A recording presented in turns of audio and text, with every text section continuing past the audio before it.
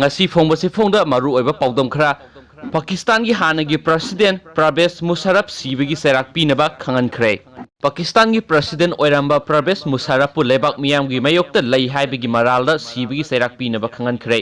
kumja English nge taret ki November da Constitution chana hankidabaga loinana emergency rule thamjan khibagi maralda mahakpu special court amagi judge ahumna saba besna matam sangna wayel satharaba matungda sibagi Cheirak pinaba khangan khibane masagi sahi humdraga taruk surba Pervez Musharraf di kumja English nge taruk ki March ta masagi layeng nabagi damak Pakistan thadok sat khibadagi hauzik fawba Dubai da lairi matam dudagi ngasi fawba mahakna Dubai amasum London da mafam hong duna lairakli haukiba March tha da mahak masagi anaba amana maram oiraga Dubai gi hospital pukhatuna laikhatna khi Pervez Musharraf ki mathakta hanagi Prime Minister Nawaz Sharif na treason gi case ama file torokhibane case adu kumja English nge tarahumdoi digi panduna lairakhi panba yabadi kumja English ani ga tareta emergency laukthoklubugi damak laibak miyamna Musharraf ki mayokta akanbi iho horokhibaga loinana imprisonment proceeding satharakpadagi mahak pham thadokhibane judge ahumna saba base amana November 13 da court ki wayel reserve tawduna thamkhraba matungda ngasi sibigi Cheirak pinaba khangan khibane special court na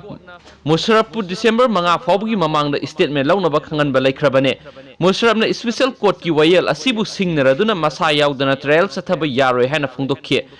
Lahore High Court ta petition ama file tawraduna mahakna haiki madudi haksangi phibam phagalaktuna court ta masa lakpa ngamdriba fawba wayel ga mari leinaba thabak thoramsing lefanaba mathau tai court na Musharraf pu kayarak hanna masa laknaba khangan khibada amukta fawba court ta lakhidriba matungda misen oire haina lathokhibaga loinana thengnaba maphamda fanaba Federal Investigation Agency FIA da yathangpi ke